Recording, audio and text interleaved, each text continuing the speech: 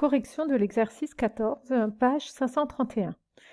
On vous dit la 3-nitroacétophénone, appelée A, est une espèce bifonctionnelle que l'on souhaite réduire sélectivement.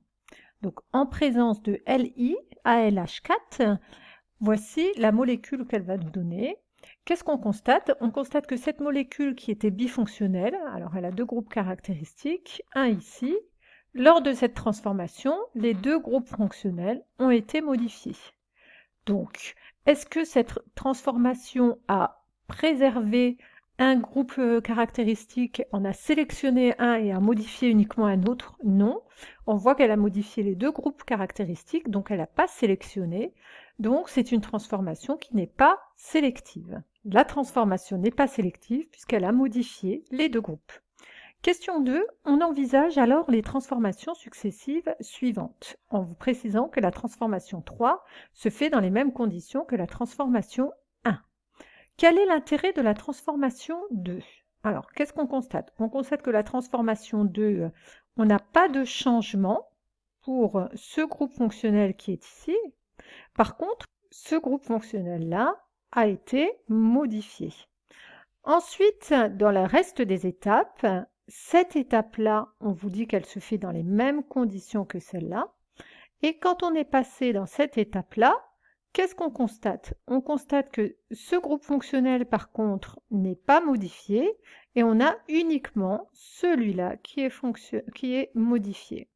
Et enfin, on fait une dernière étape où celui qui était ici en vert, qui n'a pas été modifié au niveau de l'étape 3, reprend sa forme de départ. Et donc, au bout du compte, la modification qu'on a fait, ou la seule modification qu'on a fait avec ces trois étapes, elle se situe sur quoi? Quand on compare la molécule de départ et la molécule finale, elle se fait au niveau du groupe fonctionnel NO2. Donc, pour résumer, quel est l'intérêt de la transformation 2? Puisque nous, on ne s'est pas juste arrêté à la transformation 2, on a fait la 2, puis la 3, puis la 4, c'est bien qu'on souhaite obtenir ça. On voit que le problème, c'est que quand on travaille dans les mêmes conditions que dans l'étape numéro 1, qu'est-ce qui se passe? NO2, on arrive bien à obtenir NH2, mais le problème, c'est que O, on obtient OH. Et nous, c'est pas ce qu'on veut.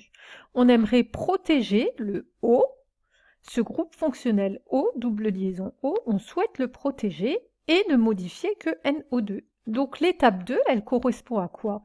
Elle correspond à faire une transformation qui va modifier O pour en fait le protéger, puisque quand maintenant ce groupe O qui a été modifié subit la transformation 3, par contre, il n'y a pas d'incidence sur lui.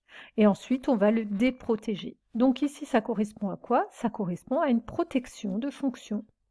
On protège, protection de fonction. Et ici, qu'est-ce qu'on a fait? On a déprotégé. C'est une déprotection.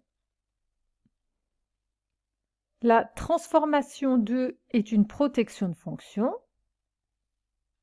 Et en question B, on vous demandait quel nom donne-t-on à la transformation 4? Eh bien la 4, au contraire, c'est une quoi? C'est une déprotection. Est une déprotection. Donc là, ce qu'on a protégé, c'est la fonction double liaison O. En question C, quelles sont les transformations sélectives? On constate bien que dans la 2, au bout du compte, est-ce que ça a transformé les deux groupes? Non, ça n'a transformé qu'un seul groupe, donc ça n'a pas transformé celui-là, donc la 2, elle est sélective. La transformation 3, pareil, elle n'a pas transformé ce groupe-là, elle a transformé uniquement un NO2, elle est sélective. Et la 4, elle a transformé ce groupe-là, mais n'a pas transformé NH2, elle est sélective. Donc les transformations sélectives sont la 2, la 3 et la 4, contrairement à la 1 qui, elle, modifiait tous les groupes caractéristiques.